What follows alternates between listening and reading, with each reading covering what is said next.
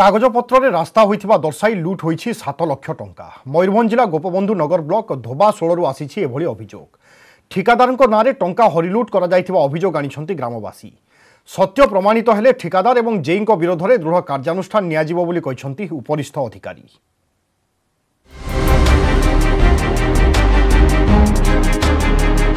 गाँ गाँ को भल रास्ता जोगाजोग पाई करा जाउछि अनेक योजना हेले लोकों पाखरे पहुंची पारुनी योजनार लाभ।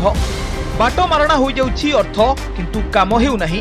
मयूरभंज रानीबंध पंचायत धोबाशोल गाँव में देखा मिली एपरी किछि दृश्य। मनरेगा योजन रास्ता तैयारी होतिबा कथा कागज कलम तो दर्शा जाइछि, हेले प्रकृत रास्तार अवस्था न कहिले भल। रास्ता काम न होई बिल पास होइछि, काम पाई ठिकादार टंका मध्य नैचंती, हेले कागज पत्र रास्ता होतिबा दर्शाई लूट करा जाइछि 7 लाख टंका।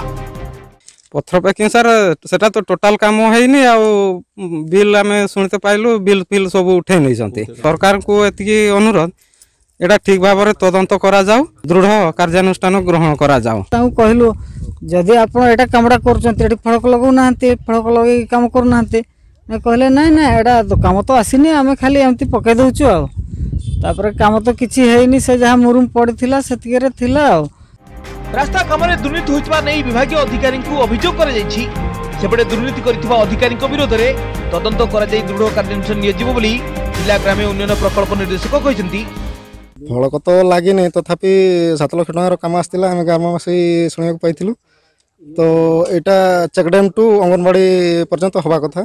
तो रास्ता तो आप देखुं रास्ता तो देखुं खाल ढीप हो तो जहाँ भी होता रास्ता काम तो पूरा पैसाटा उठे नहीं। निश्चित रूप में पदक्षेप नबू, आईनगत पदक्षेप नबू। यहाँ जब आम नजर को जो जगार आसो निश्चित रूप में पदक्षेप नबू। विगत दिन मानक पदक्षेप नि कार्यानुष्ठान ग्रहण कर रास्ता दुर्नीतिर तुरंत तदंत करी कार्यानुष्ठान नेबाकू दाबी होइछि। जो भाव पूर्वतन वार्ड मेंबर ग्रामवासी अभियोग आनी कि रास्ता काम हो नहीं 7 लाख टंका उठी जाइए। निम्नमान काम कर जेई एवं ठिकादार विरोध में यदि प्रशासन दृढ़ कार्यानुष्ठान नब निश्चित रूपे से समस्या समाधान हो पार। मयूरभंज जिला गोपनगंज ब्लॉक रानीबंध पंचायत रवींद्र कुमार नायक, न्यूज 18 ओडिया।